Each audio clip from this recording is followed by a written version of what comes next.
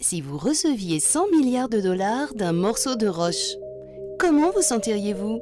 Et pas seulement vous. Si chaque personne sur la planète recevait 100 milliards de dollars, cela ferait 94 milliards d'euros. Ce n'est pas une théorie, c'est la vérité.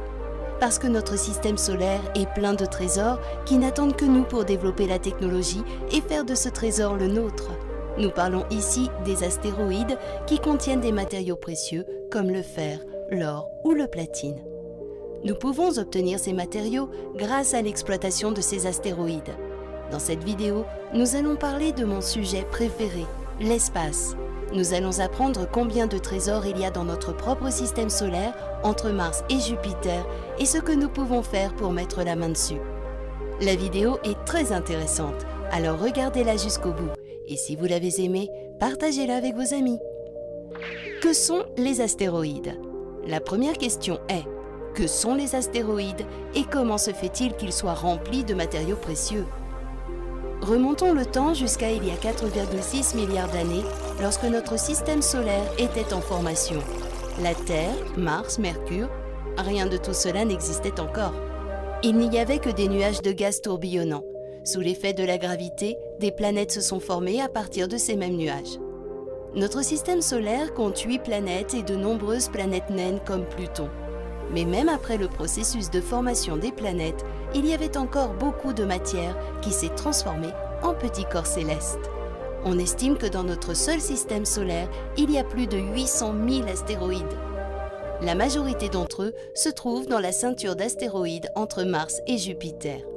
Il existe 3 types d'astéroïdes, les astéroïdes de type C ou carbonés, les astéroïdes de type S ou siliceux, les astéroïdes de type M ou métalliques qui contiennent principalement du fer et du nickel. Voici un terrain de football et voici un astéroïde de la même taille. Les analystes de Goldman Sachs pensent qu'un astéroïde peut contenir jusqu'à 4000 kg de platine. On pense que tous les astéroïdes situés entre Mars et Jupiter contiennent tellement de matériaux que si nous les exploitions tous, ils seraient évalués à 10 quintillions de dollars, soit un 1 suivi de 18 zéros. Neil deGrasse Tyson est l'astrophysicien le plus renommé au monde. Il affirme que le premier trillionnaire sera celui qui commencera à exploiter les astéroïdes. La nécessité de l'exploitation des astéroïdes. L'exploitation minière d'astéroïdes est notre avenir. Il y a 3 raisons principales à cela. Les ressources de la Terre sont limitées, nous devons exploiter ces ressources sous terre, et l'exploitation minière génère de la pollution dans l'eau, l'air et la terre, mais elle est aussi source de déforestation. Ces ressources sont disponibles dans l'espace et nous pouvons y accéder. Techniquement, c'est possible. Prenons l'exemple de 16 Psyché. Son diamètre est de 226 km. Il est 16 fois plus petit que notre Lune. La NASA prévoit la mission Psyché en 2022 pour estimer la valeur de cet astéroïde. L'extraction d'astéroïdes ressemble à une technologie de science-fiction, mais la NASA a commencé ses recherches dans ce domaine dans les années 1970. En 2015, le président Barack Obama a fait passer une loi permettant aux citoyens américains de posséder des corps célestes. Donc, techniquement, la colonisation de l'espace a déjà commencé.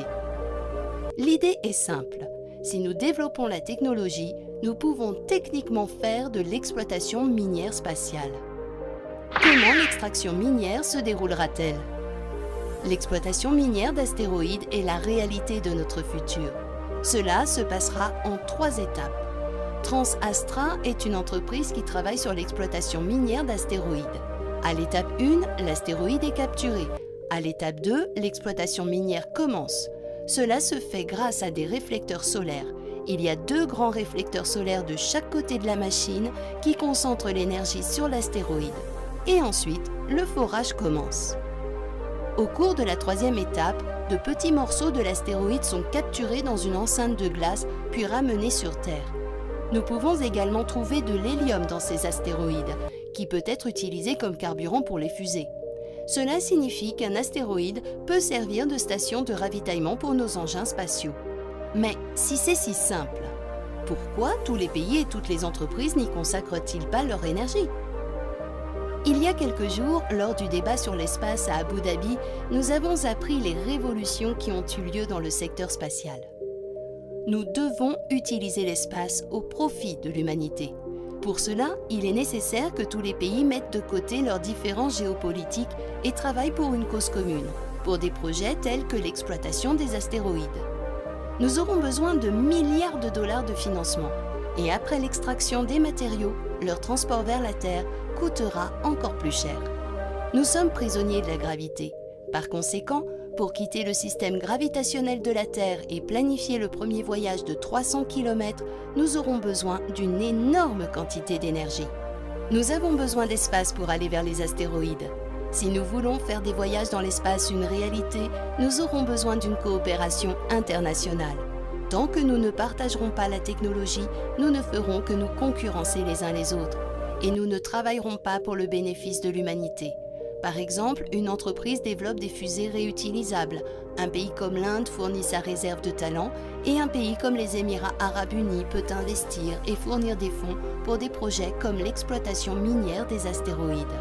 Nous n'avons pas besoin de concurrence, mais de collaboration. Dans le même temps, nous devons nous rappeler que cet espace est désormais utilisé à des fins commerciales, sociales et de défense. Aujourd'hui, de nombreuses entreprises mondiales existent en toute liberté à l'échelle planétaire. Mais lorsque nous irons dans l'espace, de quelle liberté disposera chacune des parties?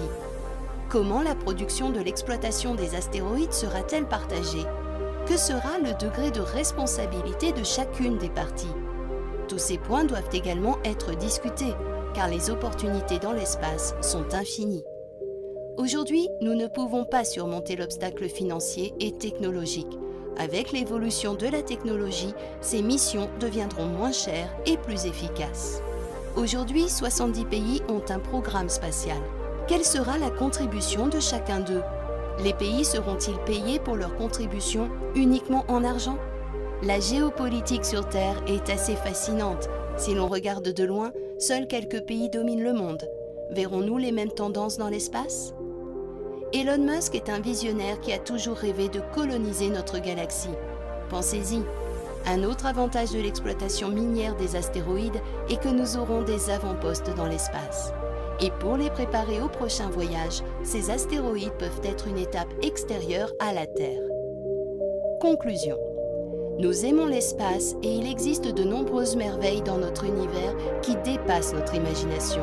Par exemple, des planètes entières sont faites de diamants. Il existe des planètes où il ne pleut pas de haut en bas, mais horizontalement, c'est-à-dire d'un côté à l'autre. Notre univers possède des planètes pleines d'eau, comme nous l'avons vu dans Interstellar. Là où il y a de l'eau, il y a une chance pour la vie. Le voyage pour atteindre ces planètes commence par l'exploitation minière des astéroïdes. La théorie veut que l'eau se soit formée sur Terre grâce à ces astéroïdes. Il en va de même pour les molécules organiques qui ont rendu la vie possible sur Terre. Aussi, peut-être que dans le futur, les astéroïdes nous aideront à mieux connaître notre système solaire. Si vous avez aimé cette vidéo utile, partagez-la avec vos amis, car l'espace est un sujet passionnant. Merci beaucoup de l'avoir regardé jusqu'à la fin. Si vous avez aimé, appuyez sur le bouton like. Vous voulez voir plus de vidéos sur l'espace? Faites vos commentaires.